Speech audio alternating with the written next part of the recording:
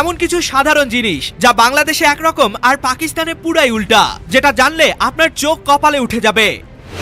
আর আপনার ছোটবেলার প্রিয় কার্টুন ক্যারেক্টারগুলোর হাতে কেন সর্বদা এমন গ্লাভস পরা থাকে?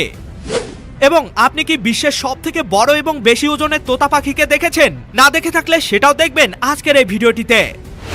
আর জানলে অবাক হবেন যে আমাদের সবার প্রিয় ফল কলার সাথে মানুষের আত্মীয় সম্পর্ক রয়েছে, কিন্তু সেটা আবার কিভাবে সম্ভব? হ্যাঁ, এমনই সব চমকপ্রদ ও ইন্টারেস্টিং তথ্য জানবেন আজকের এই ভিডিওতে। তো মোটেও দেরি নয়, চলুন তাহলে শুরু করা যাক।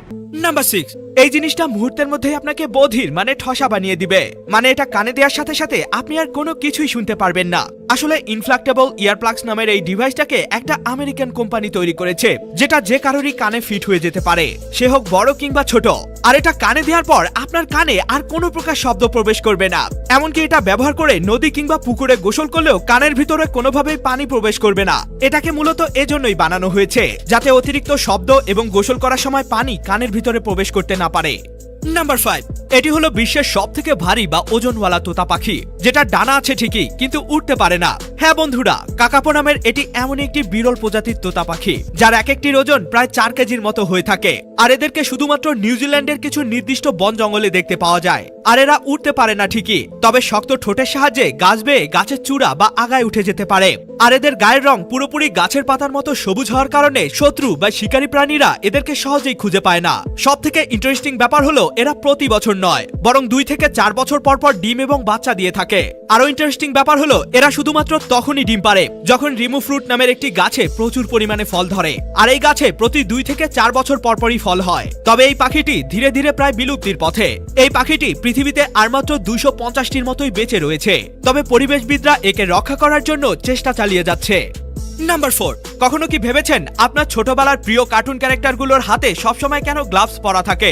আসলে 2D অ্যানিমেশনের কার্টুনগুলো তৈরি করার জন্য আর্টিস্টদেরকে কার্টুন ক্যারেক্টারগুলোকে ফ্রেম বাই ফ্রেম খাতার মধ্যে আঁকতে হয়। তো শুরুর দিকে প্রথম আর্টিস্টরা যখন একটা সময় সবথেকে জনপ্রিয় কার্টুন মিকি মাউসকে আঁকা শুরু করে, তখন সবকিছুই পারফেক্ট ভাবে আঁকা হচ্ছিল, কিন্তু একটা জিনিস মোটেও ঠিকঠাক ভাবে হচ্ছিল না। সেটা হলো মিকি মাউস কার্টুনের হাত। সবকিছু পারফেক্ট ভাবে হলেও তার হাতগুলো ফ্রেম বাই ফ্রেম মোটেও পারফেক্ট হচ্ছিল না।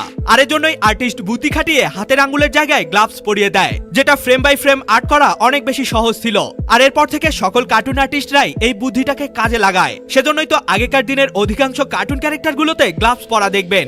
এমনকি এখনকার দিনের কিছু কিছু আধুনিক কার্টুন ক্যারেক্টারগুলোর হাতেও গ্লাভস ব্যবহার করা হয়।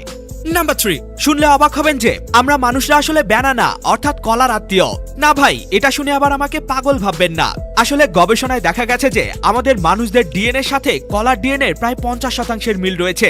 মানে আমরা যে ফলটা সকালবেলায় নাস্তায় খাই, তার সাথে আমাদের শরীরের প্রায় অর্ধেকেরও বেশি ডিএনএ বা জেনেটিক কোড একবারে একই রকম। তবে এটা কিভাবে সম্ভব? আসলে পৃথিবীর সব জীব একসময় শুধুমাত্র একটা এককোষী প্রাণী থেকে বিবর্তিত হয়েছে, ফলে আমাদের ডিএনএর সাথে প্রায় অন্য সব জীবের ডিএনএর অনেকটাই মিল পাওয়া যায়, সেটা হোক গাছ, ফল কিংবা অন্য কোনো প্রাণী। তবে তার মানে এই না যে ব্যানানা অর্থাৎ কলা আসলে আমাদের আত্মীয়। নাম্বার 2, বন্ধুরা, সৌরজগতের এমন একটি গ্রহ আছে যেখানে একদিনই 1 বছরের সমান। আর এই গ্রহে 1 বছরে শুধুমাত্র একবারই সকাল দেখতে পাবেন। আসলে আমাদের পৃথিবীতে তো 24 ঘন্টায় একদিন আর 365 দিনে 1 বছর হয়ে থাকে, কিন্তু সৌরজগতের দ্বিতীয় গ্রহ ভেনাসে এই হিসাবটা সম্পূর্ণই আলাদা, যেখানে পৃথিবীর নিজ অক্ষে একবার ঘুরতে মানে একদিন হতে সময় লাগে মাত্র 24 ঘন্টা। সেখানে ভেনাস গ্রহে একদিন হতে সময় লাগে প্রায় 5832 ঘন্টা, মানে পৃথিবীর 243 দিনের সমান। তবে এই গ্রহে 1 বছর মানে সূর্যকে একবার প্রদক্ষিণ করতে পৃথিবীর তুলনায় কিছুটা কম সময় লাগে। এই গ্রহে 1 বছর হতে সময় লাগে মাত্র 225 দিন, মানে এই গ্রহে একদিনের চেয়েও 1 বছর হতেই কম সময় লাগে। আরো একটি ইন্টারেস্টিং ব্যাপার হলো ভেনাসে সূর্য ওঠে পশ্চিম দিকে এবং অস্ত যায় পূর্ব দিকে। তো আপনারা কে কে এই গ্রহে একদিনের জন্য থাকতে চান তা আমাকে কমেন্টে জানাতে ভুলবেন না। নাম্বার 1, আপনি তো নিশ্চয়ই মাঝে মাঝে রুটি খেয়ে থাকেন যার আকৃতি এমন ছোট সাইজের হয়ে থাকে। তবে এবার পাকিস্তানের এই বিশাল আকৃতির রুটিকে দেখুন। হ্যাঁ, পাকিস্তানে আপনি এমন বিশাল আকৃতির রুটি বানাতে দেখবেন যে রুটির নাম রুমালি রুটি। আর এই একটা রুটি অনায়াসে 3 থেকে 4 জন পেট ভরে খেতে পারবে। এছাড়া আমাদের দেশে সবজি কাটার জন্য মানুষরা বাড়িতে বটি বা ছোট সাইজের ছুরি ব্যবহার করে, কিন্তু পাকিস্তানের বাড়িগুলোতে রান্না করার জন্য সবজি কাটতে ম্যাক্সিমামই এমন বড় বড় চাপাতি বা ছুরির ব্যবহার করে। যদিও এটা আপনার কাছে অনেক বিপজ্জনক মনে হতে পারে, তবে তারা এতটাই এক্সপার্ট যে তারা এটা ব্যবহার করে খুব সুন্দরভাবে সব রকমের সবজি কাটতে পারে। সবশেষে আরো একটা ইন্টারেস্টিং তথ্য বলি, আমাদের দেশে মোটু পাতলু নামের কার্টুনটি তো ছোট বাচ্চাদের মধ্যে অনেক জনপ্রিয়, বাচ্চারা এটাকে অনেক মজা নিয়ে দেখে থাকে।